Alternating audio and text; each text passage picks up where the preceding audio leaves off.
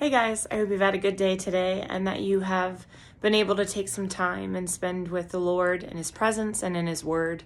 We're just going to briefly go over a few things tonight from our daily reading, which was Exodus chapter 4 and through 6, but we're going to focus on chapter 4.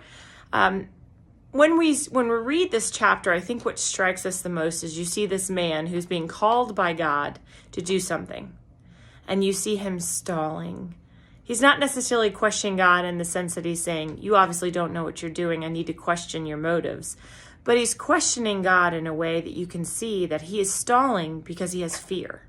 So what can we take from this, and how can we apply this to our daily lives as Christians and apply this in a way that teaches us to be more like God and to learn from this moment? First, I would say you need to trust God when he's calling you and he's asking you to step out in something. You need to trust him. So even when you feel like God's asking you to do something and it just seems like it's way beyond what you feel you're capable of, what you feel you're equipped for, you need to trust God and believe that he will make a way and he will prepare you for that very moment. You need to seek support. Just like you see when Moses was able to get support from his brother. You know, God places people in our lives to help us do what he's called us to do. And he sets people up in our lives, not for us to push them all away, but for us to lean on them when we need them. Also, obedience, right? We need to learn to obey the Lord. When he's calling us out and asking us to step out in something, and there's moments we need to trust him and we need to obey him. Obedience is crucial, even outside of our comfort zones. And it's through obedience that God can work in and through us to accomplish his very purposes in our lives and in the lives around us. We need to embrace humility.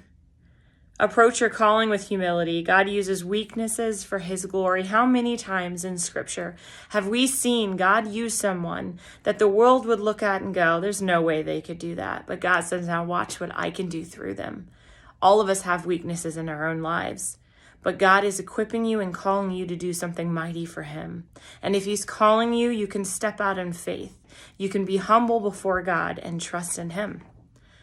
God is patient, and he's patient with us as we navigate our calling, and he's willing to guide us through our doubts and insecurities. Listen, you're human. You're going to have moments where you doubt and you question things. Go before God. Seek him. He will establish you, and he will help you rise up out of that.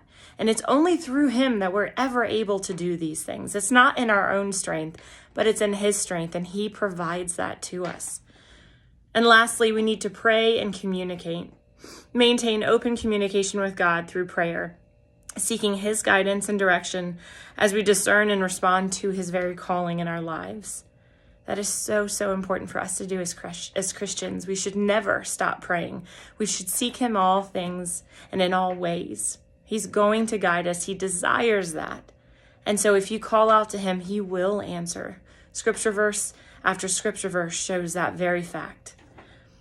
Overall, the story of Moses in Exodus 4 teaches us that God's call is often accompanied by challenges and uncertainties. But through trust, obedience, humility, and reliance on his provision, we can fulfill the Lord's work and contribute to his kingdom. I hope that encourages you and reminds you that you're not in this alone. You've got people who around you can lift you up and help you, but ultimately, more than anything, you have the God who has created all things, the King of Kings, the Lord of Lords. He is calling you and equipping you. All you have to do is trust and obey. I love you guys, and I hope you have a good evening.